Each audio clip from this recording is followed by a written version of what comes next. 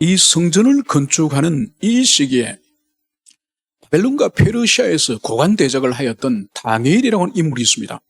이 다니엘이라고 하는 이 인물을 그의 정적들이 제거하려고 얼마나 애를 쓰는지 모릅니다. 그래서 이 정적들이 예배를 금지하고 기도를 금지하는 악법을 만들었습니다. 이 법은 다니엘을 제거하기 위한 법이에요. 그래서 오직 이 페르시아 왕에게만 기도를 하고 경별하고, 그리고 그 나머지의 모든 종교와 우상에 대해서는 일체 예배할 수 없도록, 기도할 수 없도록 그 악법을 만든 거죠. 만약 이 법을 어겼을 때는 그 사람을 굶주린 사자우리 속에 던져서 죽이는 그런 법을 만든 거죠. 이것을 다니엘은 다 알았습니다. 알고 있음에도 불구하고 다니엘은 자신의 기도, 하루에 3차례 예루살렘을 향해서 기도하는 기도를 멈추지 않았던 것이죠. 이거를 엿보고 있던 이 정적들이 다니엘을 잡아서 사자우리 속에 던져버린 거죠. 그런데 그날 밤에 하나님이 천사를 보내서 사자의 입을 막아버렸습니다. 그래서 이튿날 아침에 다리오 왕이 자기가 아끼는 이 충신, 이 다니엘의 이 생사가 궁금해서 달려가서 사자우리를 향해서 다니엘아, 그렇게 부르니까 다니엘이 살아서 왕에 대해서 답변하는 거예요. 그래서 이 다리오 왕이 바로 이 다니엘은 변함없는 충신이고 다니엘을 모함한 그 사람들이 오히려 악인이다. 그래서 그 악인들을 잡아서 사자우리 속에 던져버립니다. 그래서 다니엘서 보면은 이 사람들이 땅에 떨어지기도 전에 사자가 뛰어서 이 사람들의 이 몸을 깨물어서 뼈를 부셔들더라. 무시무시한 말씀을 하고 있습니다. 여러분, 여기서 보여주는 것이 뭔가 하나님의 성품 가운데 역전하시는 하나님, 반전시키는 하나님을 볼 수 있습니다. 여러분, 성경 속에는 여러 군데 반전하시고 역전하신 하나님에 관한 그 일이 기록이 되어 있습니다. 여러분, 이것은 뭘 보여주는 거니까 하나님이 역사의 주관자이시고, 그리고 당신의 뜻을 충분히 그것을 항상 뜻대로 행하시는 전지전능하신 분이심을 바로 보여주는 것이 바로 이 하나님이 모든 상황이 불리하고 모든 상황이 절망적인 상황에서 완전히 뒤집어버리는 반전과 역전의 하나님이심을, 이것을 보여주고 있는 거죠. 여러분, 오늘 우리가 살펴볼 이 본문의 말씀 또한 반전하시는 하나님, 역전하시는 하나님에 관해서 오늘 이 에스라서를 통해서 우리가 살펴보고자 합니다. 여러분, 사람은 어떤 새로운 일을, 안 하던 새로운 일을 하려고 하면은 참 힘듭니다. 그래서 새해에는 좀 운동도 좀 해봐야지, 헬스장도 다니고, 여러분, 그 계획 세운 것이 절대로 쉽게 되지 않습니다. 여러분, 하지 않았던 일을 새로 하는 것도 어렵지만은 더 어려운 일이 있습니다. 하다가 중단한 일, 하다가 중단한 일을 다시 시작하는 이거는 더 어렵습니다. 여러분, 그래서 이 자신이 하던 일을 중단하는 것은, 그만두는 것은 하나님의 은혜가 필요 없습니다. 자기가 그만두면 돼요. 그런데 중단한 일을 다시 시작을 하려면은, 여러분, 이거는 하나님의 은혜가 없이 불가능한 거예요. 여러분, 우리가 이미 살펴봤던 것처럼 16년 동안 사마리아인들의 고소에 의해서 이 성전 공사가 중단이 됐습니다. 이 성전 공사가 지금 16년째 중단됐는데, 여러분, 무슨 일이든지 16년 정도 그만둬버리면, 중단해버리면 사실 그것은 물 건너간 거예요. 여러분 보세요. 그래서 예배 드리던 사람이 불신자처럼 세상으로 떠나거나, 여러분, 또 기도 생활을 하던 사람이 기도를 하지 않아 버리거나, 또 매일 성경 묵상을 하던 사람인데 묵상을 하지 않거나, 여러분, 한 1년 안 해보세요. 기도 생활 1년 안 하고 예배 1년 안 드려보고 묵상 1년 안 해보세요. 여러분, 불신자입니다. 실질적인 불신자예요. 여러분, 그래서 그것을 다시 시작하는 것은, 이것은 하나님의 은총과 하나님의 도움이 없이는 이 다시 시작이 불가능해요. 그래서 이 이스라엘 백성들이 16년 동안 성전 공사를 중단하고 이렇게 차일피일 미루고 있을 때에 이 일을 절대로 스스로 자기 힘으로 다시, 우리가 너무 오랫동안 게을렀다, 지금이라도 다시 성전을 지읍시다, 여러분, 이런 일은 일어나지 않는다 이거죠. 그러면 이 일을 어떻게 되느냐? 하나님 편에서 동력을 주셔야 돼요. 동기를 주셔야 돼요. 사명감을 다시 불러일으켜 줘야 돼요. 여러분, 그것이 바로 뭔가 하니까 이들에게 하나님이 선지자를 보내신 거예요. 선지자를 보내신. 그래서 우리가 5장 1절에서 읽었던 것처럼 선지자들 곧 선지자 학개와 잇도의 손자 스가랴가 이스라엘 하나님 이름으로 유다와 예루살렘에 거주하는 유다 사람들에게 예언하였더니, 여러분, 하나님이 선지자를 보내셔서 이 선지자로 하여금 말씀을 주셔서 이 말씀을 깨닫고 이 말씀에 찔려서, 그래서 이제 이들이 다시 일어서는 이 과정을 주님이 준비하시다는 거예요. 여러분, 그러면 우리가 다 살펴볼 수는 없지만은 학개서에 이 학개 선지자에게 하나님이 주시는 그 말씀이 어떤 말씀인지 그 부분만 우리가 살펴보도록 하겠습니다. 제가 읽어드리겠습니다. 학개서 1장에 보면은 16년 동안 성전 공사를 중단하고 있는 이 이스라엘 백성들에게 하나님이 이렇게 책망하는 것을 볼 수 있습니다. 2절, 만군의 여호와가 이같이 말하여 이르노라. 이 백성이 말하기를 여호와의 전을 건축할 시기가 이르지 아니하였다 하느니라. 여러분, 이스라엘 백성들의 지금 성전을 16년째 지금 공사를 중단하면서 하는 말이 뭔가요? 아직 성전을 지을 때가 아니야. 지금은 성전을 지을 상황이 아니야. 환경이 아니야. 지금 우리가 해야 될 일이 얼마나 많은데 성전은 지금 우리가 할 수 있는 게 아니야. 계속 지금 차일피일 미루고 있는 이것을 여기서 볼 수 있습니다. 그러면서 오늘 하나님이 4절에서 이렇게 말씀하십니다. 이 성전이 황폐하였거늘 너희가 이때에 판벽한 집에 거주하는 것이 옳으냐. 여러분, 16년 동안 건축하던 이 성전이 방치되어 있다고 칩시다. 여러분, 어떻겠습니까? 잡초와 풀이 나고 짐승들이 거기에 살고 완전히 쑥대밭이 되지 않겠습니까? 16년 동안 방치된 이 성전은 지금 황폐하였는데, 그러면 16년 동안 이 하나님의 백성들은 뭘 했단 말입니까? 바로 주님이 말씀하시죠. 너희가 이때에 판벽한 집에 거하는 것이 옳으냐. 여러분, 성전은 쑥대밭인데 이스라엘 백성들은 뭘 했다고요? 판벽한 집을 지었다는 거예요.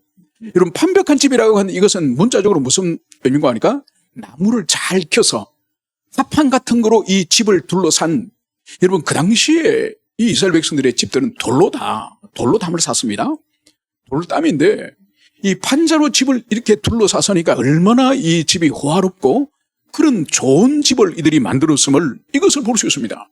여러분, 여기서 우리가 하나의 의문을 가질 필요가 있습니다. 그러면 이 사람들이 도대체 바빌론에서 올라오면서 무슨 돈으로 자기 집을 호화롭게 이렇게 꾸몄을까? 여러분, 이스라엘 백성들이 출애굽할 때 하나님이 파라오를 통해 가지고 출애굽한 이스라엘 백성들에게 보물을 얻게 하지 않습니까? 이집트 사람들에게 다 히브리인들이 떠나가려고 하면은 금은 다 줘라. 짐승이고 뭔고 좋은 것은 다 줘라. 그래서 그들이 보물을 가지고 그들이 출애굽하지 않습니까? 여러분, 하나님의 계획은 이 보물을 이제 광야에서 성막을 만드는데, 성막을 만드는 많은 보물이 들어가지 않습니까? 그걸 하나님이 계획하셨는데 이들은 어떡합니까? 바로 시내산에서 금송아지를 만드는데, 우상을 만드는데 이 보물을 사용했습니다. 그것처럼 이 페르시아 바사에서 고레스가 너희들이 이제 올라가라. 그러면서 이 히브리인들, 유대인들 주변 사는 사람들은 유대인들이 올라갈 때 금, 은, 보물로 그들을 도와라. 그래서 그들이 성전을 지을 수 있도록 너희들이 후원을 해라. 여러분, 그래서 이 보물을 가지고 오는 거예요. 근데 성전 공사가 16년 동안 중단되니까 이 사람들이 그 보물을 가지고 뭘 했죠? 성전을 지키기보다는 자기 집을 판벽하게, 자기 집을 반듯하게 잘 지어서 있다는 이것을 볼 수 있습니다. 이러한 이 불신앙, 불순종의 삶을 사는 이들을 향한 하나님의 말씀이 바로 6절이에요. 너희가 많이 뿌릴지라도 수확이 적으며 먹을지라도 배부르지 못하며 마실지라도 흡족하지 못하며 입어도 따뜻하지 못하며 일꾼이 삭설받아도 그것을 구멍 뚫어진 전대에 넣을 것이 되니라. 여러분, 하나님의 성전을 짓도록 고레스가 보내서 그것이 그들의 역사적 사명인데, 그 시대의 사명인데, 그 시대의 사명을 저버리고 바로 자기 집을 화롭게 꾸미는 이 사람들, 그래 자기 삶에 얼마나 열심히 돈을 모으고 투자를 하고 땀을 흘리고 여러분 그렇게 했겠습니까? 그런데 오늘 하나님 말씀이 뭔가요? 너희들이 많이 뿌릴지라도, 들판에 많은 씨앗을 뿌릴지라도, 너희들이 투자를 많이 할지라도, 많은 곳에 너희들이 희망을 가지고 투자할지라도 소출이 아주 적을 것이며, 너희들이 아무리 배불리 먹어도 너희들이 배를 굶주릴 것이며, 너희들이 수없이 마셔도 목마름이 끝이 없고, 그리고 너희들이 열심히 일을 해서 이 임금을, 수입을 거둔다 할지라도 그것이 어떻게 된다고요? 구멍 뚫린 전대, 즉 구멍 뚫린 지갑에 너희들이 돈을 넣는 것과 같을 것이다.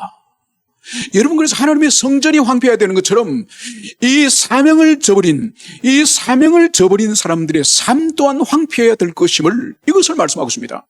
여러분, 그래서 우리 예수님이 우리에게 영원토록 기억하도록 하셨습니까? 먼저 그의 나라와 의를 구하라. 그러면 그 나머지 모든 것을 내가 너희에게 더해주리라. 여러분, 이것은 구약이나 신약이나 오늘 현대에 있어서도 우리 그리스도인의 생명처럼 여겨야 될 교훈이에요. 그래서 우리는 우리 자신의 이익을 위해서, 우리 자신을 위해서 미친 듯이 일을 해봤자 구멍 뚫린 전대에 돈을 넣는 것과 똑같은 거예요. 그런데 먼저 그의 나라와 의를 구하는 삶을 살면은 우리 주님께서 더하시는 복을 통해서 그들에게 풍족히 누리는 인생을 주실 것임을, 이것을 여러분들이 가슴 깊이 새기시길 바랍니다. 그러면서 이제 이것이 바로 주님이 선지자를 통해 주신 말씀인데, 이 말씀이 이제 이 스룹바벨과 여호수아, 이 총독과 이 대제사장이 이 말씀을 받은 거예요. 그래서 무슨 일이 있느냐? 오늘 2절에 보면 살리의 아들 스룹바벨과 요사다의 아들 예수아가 일어나 예루살렘에 있던 하나님의 성전을 다시 건축하기 시작하며, 여러분, 이 말씀을 받고 말씀에 찔리고 말씀에서 각성이 된 이 지도자들이 일어나서 다시 성전을 건축하였음을 볼 수 있습니다. 그래서 16년 동안 건축을 중단해버린 이 긴 공백 기간을 하나님의 말씀의 자극을, 말씀의 가마를, 성령의 가마를 통해서 이들이 일어났음을, 이 원리를 여기서 보여주고 있습니다. 그런데 이렇게 하나님이 다시 시작하게 하셨으면 순적하게 잘 진행이 돼야죠, 그죠? 그런데 오늘 3절에 보면 그렇지 않습니다. 그때 유바레데 강 건너편 총독 탓드네와 스달 보스네와 그들의 동관들이 다 나와 그들에게 이르되 누가 너희에게 명령하여 이 성전을 건축하고 이 성곽을 마치게 하였느냐. 여러분, 다시 16년 만에 시작한 이 성전 건축이 장애물이 없이, 큰 애로사항이 없이 잘 진행되면 얼마나 좋겠습니까? 그러나 고난은 또다시 시작된 것을 볼 수 있습니다. 오늘 여기에 사용되어진 이 사람은 요바레데 강 건너편 총독 탓드네라고 하는 이 사람이 중심이 됐습니다. 여러분, 여기서 우리가 볼 수 있는 것이 뭔가 하니까, 하나님과 성령께서는 지도자들에게 선지자를 통해서 감동을 주시고 영적으로 다시 일어나게 하셨지만은, 여러분, 원수 마귀는 하나님의 이 반전을 그냥 두지 않습니다. 이 원수 마귀는 어떻게 하죠? 총독 탓드네를 자극하여서 그의 동관들과 함께 이 공사 현장을 찾아갔던 거예요. 찾아가서 이 공사 현장에서 무엇을 말합니까? 너희들이 누구 허락으로 이 공사를 하느냐? 누구 허락으로 이 공사를 완공하려고 하느냐? 여러분, 지금 사단은 세상의 권세자를, 이 국가의 권세자를 사용하고 있음을, 이것을 볼 수 있습니다. 여러분, 때로는 보세요. 하나님이 고레사라고 하는 국가의 통치자의 왕을 사용하시죠? 그러나 사탄은 지금 이 탓드네라고 하는 이 국가의 관리를 또한 사용하는 거예요. 여러분, 그래서 오늘도 마찬가지예요. 선한 지도자가 있어서 한 나라와 한 국가 공동체를 선한 길로 인도하는가 하면은, 악한 지도자가 자신만 악한 것이 아니라 지도자가 악해지면은 지도자의 악이 모든 사회 공동체에 감염되지잖아요.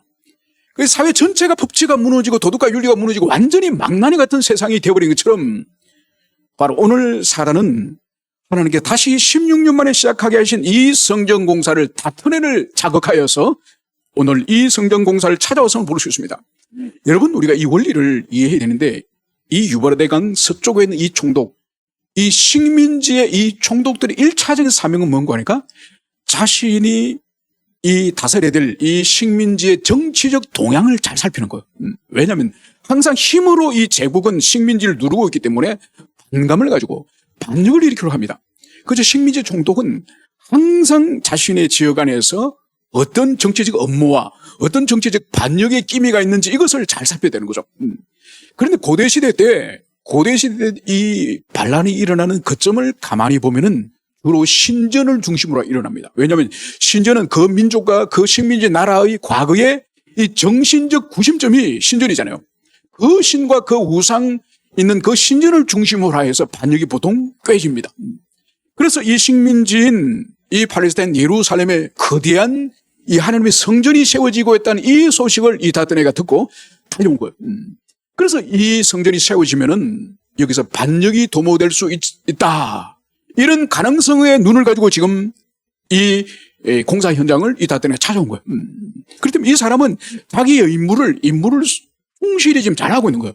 문제는 사단이 이것을 사용하여서 거룩한 하나님의 성전의 이 재건축을 막고 있다는 이것을 우리가 봐야 될 것입니다. 그런데 오늘 5절에 보면 이러한 총독의 이 말에 5절 하나님이 유다 장로들을 돌보셨으므로 그들이 능히 공사를 막지 못하고 이를 다리오에게 아뢰고 그 답장이 오기를 기다렸더라.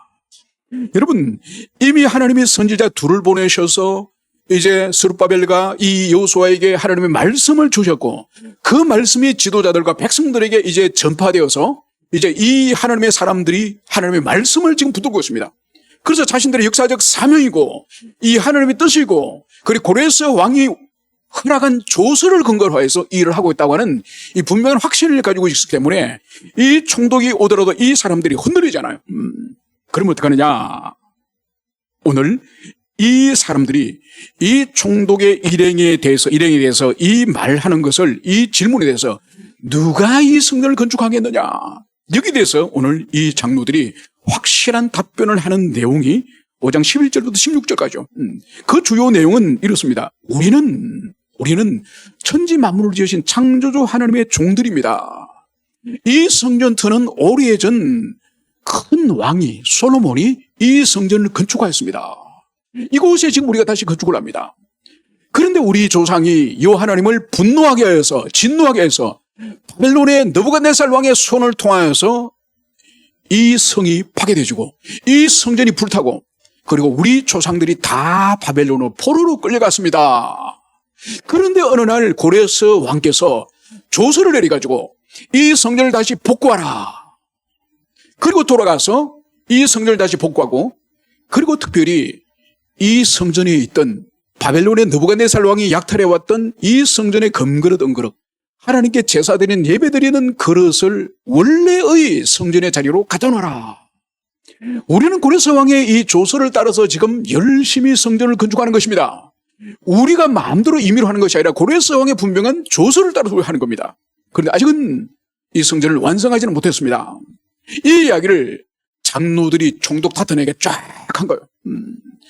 그리고 이 내용을 다튼에가 이제 왕에게 보내는 조서에 이 내용이 기록됐습니다. 그러면서 오늘 여기서 보십시오. 이제 우리가 읽었던 5장 17절에서 이제 왕께서 좋게 여기시거든 바벨론에서 왕의 보물증각에서 조사사 과연 고레스 왕이 조서를 내려 하나님의 이 성전을 예루살렘에 다시 건축하라 하셨는지 보시고 왕은 이 일에 대하여 왕의 기쁘신 뜻을 우리에게 보이소서.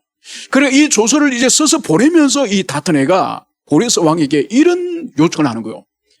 왕이시여, 왕이 정말 이 편지가의 내용이 역사적 사실인지 이 유대 장로들이 하는 말이 역사적 사실인지 왕이 고문서를 보관해두는 정각을 뒤져서 찾아서 그 조서가 있는지를 확인하십시오. 그래서 제가 보내는 이 사실과 고레스 왕이 보냈다고 하는 그 조서가 일치하는지를 확인해 주시고 저희들에게 답변을 주시길 바랍니다. 이 이야기를 지금 이 다튼에가 왕에게 보내는 조서 내용이 포함되고요. 자, 그러면서 이제 이 조서가 이제 드디어 고레스에게 도착을 했겠죠? 다리오에게 도착을 했겠죠? 그래서 이 6장 1절에 보면 이에 다리오 왕이 조서를 내려 문서 창고 곧 바벨론의 보물 쌓아둔 보물 증각에서 조사하게 하여 메대 앙메다 공성에서 한 두루마리를 찾았으니 그게 기록하였으되 이제 이 다리오 왕이 이 다튼의 이 조서를 읽고 나서 보니 고레스 왕이 과거에 조서를 내렸다고 하는데 그것이 진짜로 조서를 내렸다고 한다면 반드시 문서 창고에 어딘가에 보관되었을 거야. 그래서 이 왕이 이제 조서를 내려서 문서 창고를 뒤져라. 바벨론 안에 있는 궁성의 모든 이 문서 창고를 뒤져라. 이 명령을 내린 거예요. 그래서 이 바벨론의 이 당시의 궁은, 황제의 궁은 여러 군데가 있었습니다. 그는 바벨론 궁도 있었고, 수상궁도 있었고, 여기 앙메다 궁성도 있고. 그래서 왕이 추운 겨울에 보내는 궁성이 있고, 더운 여름을 피해서 보내는 궁성이 있고, 그래서 여러 궁성을 돌아다니면서 제국을 통치를 했습니다. 그래서 이 궁성마다 이 문서 보관 창고가 있었던 것 같습니다. 그런데 이 앙메다 궁성에서 두루마리를 찾아낸 거예요. 그래서 이 두루마리를 찾아냈는데 이제 3절 이하가 오래전 고레스 황제가 보낸 조서, 이 보낸 조서의 내용이 이 3절, 4절, 5절, 바로 이 내용이 과거 고레스가 이제는 예루살렘에 사람들을 올려보내면서 이제 내렸던 그 조서의 내용이 이제 3절 이하인 것입니다. 고레스 왕 원년에 조서를 내려 이르기를 예루살렘에 있는 하나님의 성전에 대하여 이르노니, 자 보십시오. 고레스의 이 조서에 예루살렘 성전에 관한 말씀이 분명히 있죠. 그러면서 이 성전 곧 제사를 드리는 처소를 건축하되 지대를 견고히 쌓고 그 성전 높이는 60규빗으로 너비도 60규빗으로 하고, 여러분 성전에 관해서 분명히 조서에 있으면서 이 성전을 건축을 하라 이 명령을 하면서 무엇을 기술하고 있습니까? 바로 높이는 60규빗, 너비도 60규빗, 이 성전의 규모까지도 고레스가 정해준 거예요. 그리고 더 나가서 큰 돌 3켜에 새 나무 1켜를 놓으라. 그 경비는 다 왕실에서 내리라. 여러분 이게 뭔가 하니까 이 고레스를 통해서 세워진 스룹바벨의 이 성전 구조는 4층 구조예요. 4층 구조. 그래서 3층까지는 돌로 쌓고 4층을 나무로 쌓았다고 말합니다. 그래서 이 성전의 구조까지도 어디까지 돌로 만들고 어디까지를 나무로 만들 것인지 구조까지도 이 고레스가 정해주는 거예요. 그리고 이 경비는 이 성전 건축의 비용은 모두 왕실의 재정, 페르시아 왕궁의 재정으로 하겠다. 여러분 이 내용까지 정확하게 기록된 거예요. 그러면서 오늘 5절에서 이 고레스 왕은 특별한 조치를 취합니다. 또 느부갓네살이 예루살렘 성전에서 탈취하여 바벨론으로 옮겼던 하나님의 성전 금 은그릇을 돌려보내어 예루살렘 성전에 가져다가 하나님 성전 안 각기 제자리에 둘지니라. 여러분 하나님이 특별히 이 고레스의 마음에 하나님의 성전 그릇을 챙기게 하였음을 이것을 볼 수 있습니다. 여러분 이것은 고레스에게 아주 인상 깊은 이 금그릇 은그릇이 있었다고 추정이 됩니다. 여러분 다니엘서 5장에 가면 이 바벨론이 망하기 그 전날 밤의 풍경을, 그 상황을 다니엘서 5장이 기술하고 있습니다. 바로 벨사살 왕이라고 이 방탕한 인간이 지금 성 밖에서는 이 메도 페르시아 군대가 포위를 해 있습니다. 이 바벨론 성을 포위를 하고 있는데 얼마나 이 사람이 교만하든지 포위했는데 여기서 연뇌 잔치를 벌이는 거예요. 파티를 하는 거예요. 그래서 신하들을 다 불러다가 파티를 하면서 술이 거하게 취했는데 여기까지만 해도 이 인간이 교만한데 술이 취하니까 뭘 지시했는가 하니까 예전에 느부갓네살 왕이 예루살렘에서 약탈해온 성전의 금그릇을 가져와라. 그래서 성전의 금그릇을 가지고 거기 술을 따라가지고 그 신하들하고 그 하나님께 예배드리는 그릇을 뻘컥뻘컥 술을 마시는 거예요. 그날 밤에 이 바벨론 이 성이 뚫립니다. 뚫려서 이 파티하던 그 인간들이 다 죽임을 당해요. 아마 고레스 본인이 왔든지 아니면 장군들이 보고를 했던지 간에 분명히 이런 보고를 했으시라 추정합니다. 그 벨사살의 죽음과 그 신하들의 죽음의 현장에 갔더니 금그릇이 있습니다. 여러분 이 금그릇의 출처는 바로 예루살렘 성전에 하나님을 제사드리는 거룩한 기구라는 이것을 고레스가 알았던 거예요. 그래서 고레스 자신도 거룩한 하나님을 섬기는 그 거룩한 그릇을 모욕하고 훼손하고, 그래서 하나님 당신을 모욕한 것과 똑같기 때문에 바로 벨사살은 하나님의 심판과 저주를 받아 죽었다고 하는 이것을 고레스가 깊이 새겨졌을 거예요. 그래서 성전에 사용하던 그 금그릇은 다 가지고 올라가서 성전을 너희들이 건축하고 나면은 성전에 원래 있어야 될 자리에 제자리가 다 돌아. 이 이야기를 이 고레스의 조서 가운데 포함되어 있음을 이것을 여기서 볼 수가 있습니다. 그러면서 이 유대 장로의 주장과 고레스의 조서가 일치한다는 것을 다루고 발견하고, 그래서 이 성전을 지금 건축하는 것은 타당성이 있고 근거가 있고, 그 근거는 바로 자기 아버지 고레스 황제의 조서에 근거해서 지금 이 백성들이 성전을 건축하고 있다는 것을, 이것을 이 다리오가 인식을 했습니다. 자, 그러면은 이제 다리오가 이것을 깨달았다고 한다면은 이제 다리오가 지시 명령을 합니다. 이 다튼에게 무엇을 지시하느냐? 6절에 보면은 이제 유브라데 강 건너편 총독 다트네와 스달보스네와 너희 동간 유브라데 강 아바삭 사람들은 그곳을 멀리하여 하나님의 건축공사를 막지 말고 유다 총독과 장로들이 하나님의 성전을 제자리에 건축하게 하라. 여러분, 세 가지를 지금 명령하는 거예요. 첫째는 너희들 성전 건축공사하는데 가까이 가지 마. 멀리해. 여러분, 여기서 이 멀리하라는 이 의미가 뭔가요? 가까이 가서 불편하게 하지 말라는 거예요. 찝찝거리지 말라는 거예요. 그냥 그들 스스로 건축할 수 있도록 그냥 자유롭게 놔두라는 거예요. 그래서 보십시오. 하나님의 성전 공사를 막지 말라. 왜냐면은 이 다리오 왕이 보더라도 이 성전을 지금 짓고 있는데 현재 총독이 계속 왔다 갔다 동정을 살펴왔다 갔다 하면은 얼마나 불편하겠습니까? 그죠? 그래서 너희들이 멀리하고 가까이 가지 말고 성전 공사를 막지 말고 이것을 분명히 말하는 거죠. 그리고 또 적극적으로 뭘 해야 되느냐? 유다 총독과 장로들이 이 성전을 제자리에 건축하게 하라. 오히려 건축을 잘 할 수 있도록 너희들이 도와라. 이 말을 이렇게 삽니다. 그러면 구체적으로 어떻게 도울지 8절에서는 이렇게 말씀합니다. 내가 또 조서를 내려서 이 하나님의 성전을 건축함에 대해서 너희가 유다 사람 장로들에게 행할 것을 알리노니, 이제 이 다리오 황제가 이제 너희들이 성전공사 감독을 하는 유다 장로들에게 너희들이 해줘야 될 일을 내가 지시하겠다. 이걸 너희들이 분명히 기억해라. 그러면서 첫 번째가 뭐죠? 왕의 재산 곧 유브라데강 건너편에 거둔 세금 중에서 그 경비를 이 사람들이 끊임없이 주어 그들로 멈추지 않게 하라. 여러분, 너무나 충격적인 일이 아닙니까? 지금 이 다탄에는 이 조서를 원래 처음에 올려보낼 때는 이 성전 건축 공사를 황제가 그만해, 멈춰, 이런 것을 유도하고 보고를 했는데, 오늘 이 다리오 왕의 첫 번째의 이 유다 장로들 백성들에게 도와야 될 일이 바로 뭐죠? 왕의 재산 곧 유브라데 강 이 서쪽 편에서 거두는 이 제국의 세금, 이 세금을 가지고 성전 건축 비용을 대라, 이 말을 하는 거예요. 그래서 그들로 멈추지 않게 하라. 그들이 비용이 없어서, 건축비가 없어서 성전 공사를 중단하는 일이 없도록 너희들이 세금을 가지고 성전을 짓도록 하라. 얼마나 충격입니까? 그리고 또 9절에 보면 그들이 필요로 하는 것 곧 하늘의 하나님께 드릴 번제의 수송아지와 순양과 어린 양과 또 밀과 소금과 포도주와 기름을 예루살렘 제사장의 요구대로 어김없이 날마다 주어. 여러분, 세금으로 성전을 건축하는 것뿐만 아니라 이제 날마다 매일 거기서 제사를 드리지 않습니까?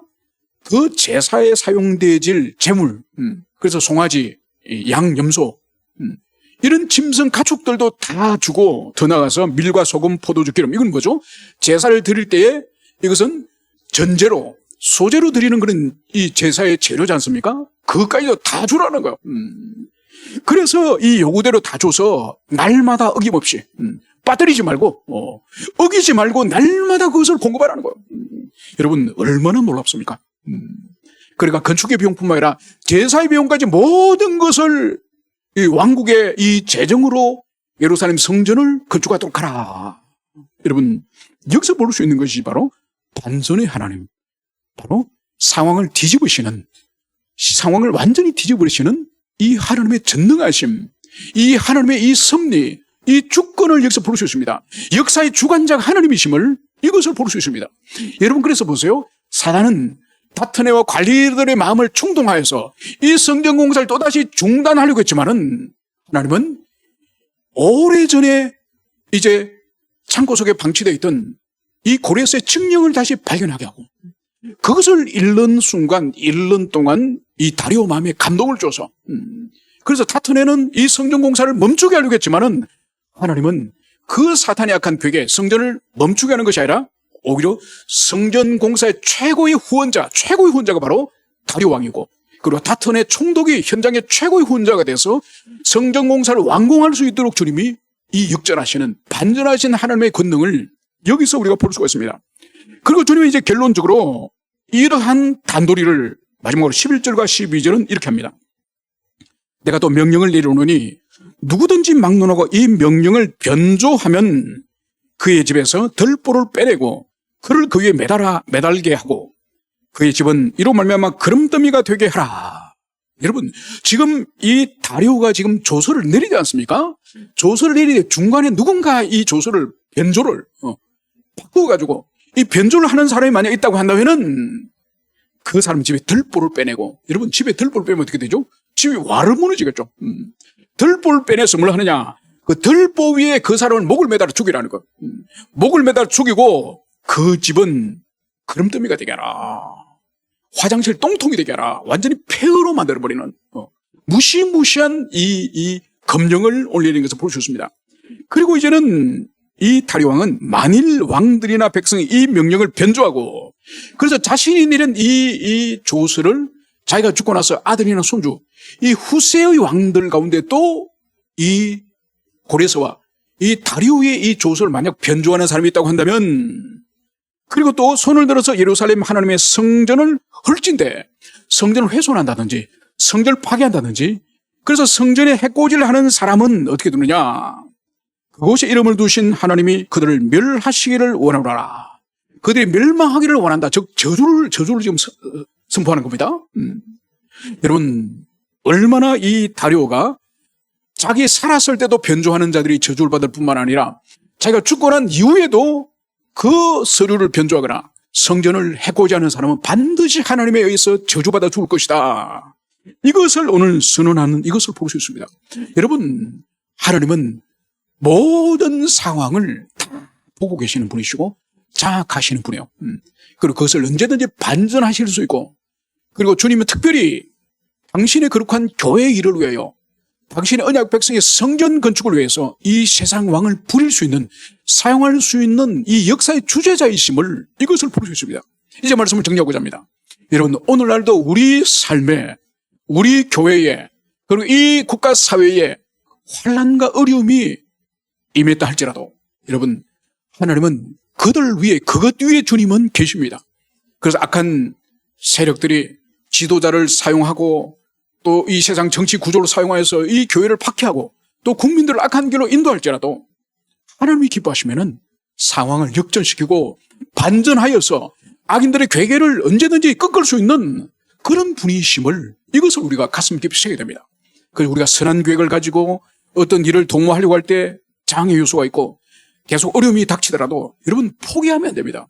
그것은 하나님이 우리의 믿음을 실현한 시간이고, 우리 믿음이 더 순결해지길 원하고 우리의 신앙과 영혼이 더욱더 정결해지기 원하기 때문에 우리 인생에 고난이 있고 예기치 못했던 환난이 있는 거예요. 여러분, 하나님이 우리를 방치하시거나 하나님이 우리를 무관심하셔서 그냥 내버려둬서 우리가 고난을 당하는 것이 아니라 주님께서 우리를 더욱더 순결하고 깨끗한 그릇으로 빚기 위해서 일시적으로 그런 고난과 환난을 허용하시는 것이니, 우리는 언제든지 그런 어려움이 있을 때 항상 기억해야 될 것은 바로 하나님은 절대적으로 선하신 분이다. 그래서 당신의 자녀들에게, 당신의 교회를 향해서 당신의 백성들이 악을 행할 수 없는 분이시다. 이것을 기억하시고, 두 번째로는 그 고난과 역경 속에 빠져 있을 때 하나님이 우리를 구출하시는 방식은 먼저 말씀을 보내신다. 말씀을 깨닫고 말씀 속에 주님을 깨닫고 그 뜻을 순종할 때 우리를 다시 회복시키시고 우리를 구원하신다. 이것을 여러분들이 깊이 가슴에 새기시기를 축원합니다. 함께 우리 기도하시겠습니다.